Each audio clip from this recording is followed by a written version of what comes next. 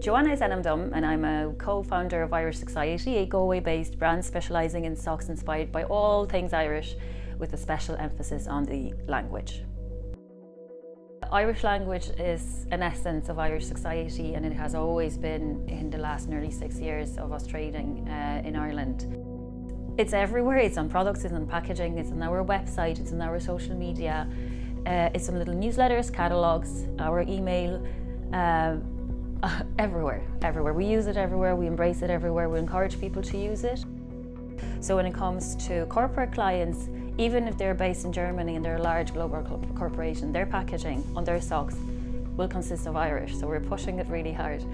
Then when it comes to retailers, if you become a retailer with us, you will receive a starter pack that would have basic words that you could actually bring into your shop to introduce language, the Irish language into your shop.